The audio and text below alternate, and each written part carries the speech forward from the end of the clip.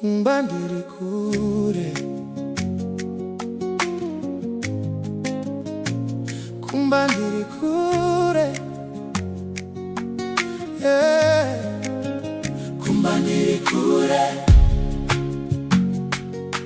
ndiri kure asi ndichiri kunyengetera. Mwari ndinokumbira, ndioneiwo nyasha dzenyu. Ndasimuka mangwanani ndiri kure nekumba, ndakasiya mhuri yangu vachindimirira. Ndauya kuno kutsvaga upenyu huri nani, asi zvinhu zvakaoma, upenyu hwakaoma. Mari iri shoma, rindiri yakakwira. Dzimwe nguva ndinochema ndega ndichiti sei, asi ndinorangarira zvandakasiya kumba.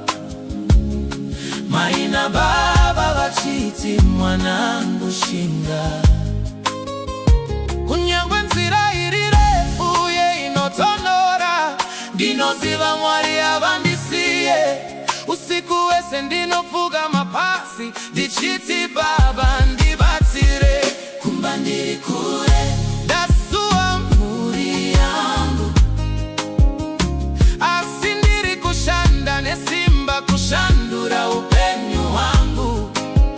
Mwari ndinokumbira nyasha dzenyu, kuti ndiite kuti vanhu vangu vadada.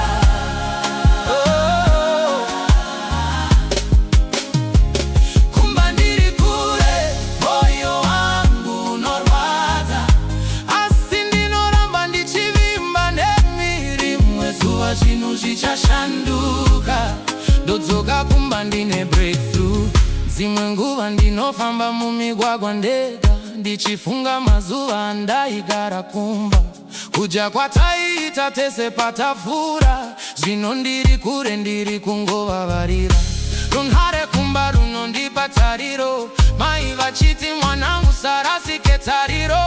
Vanoti Mwari vane nguva yavo, ramba uchifamba mwanangu, nguva yako ichasvika.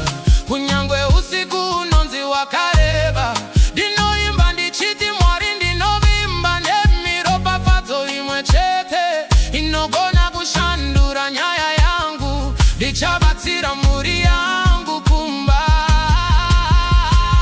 Kumba ndiri kure, ndasuwa mhuri yangu, asi ndiri kushanda nesimba kushandura upenyu hwangu. Mwari ndinokumbira nyasha dzenyu, kuti ndiite kuti vanhu vangu vadada.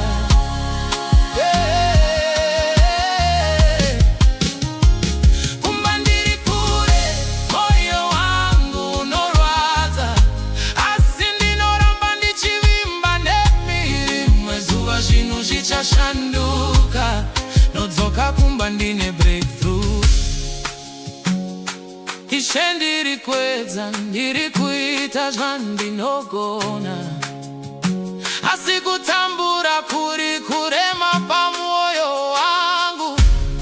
Ndinoziva munonzwa minamato yangu, ndapota vurai magoni, shandurai upenyu wangu. Handikangamwi kwandakabva, kumba ndiko kune moyo wangu. Kana makomborera basa rangu, mhuri yangu ichafara. Kumba ndiri kure, ndasuwa mhuri yangu, asi ndichiri kudzingirira tariro yangu. Mwari ndinokumbira nyasha dzenyu, komborera ibasa remaoko angu.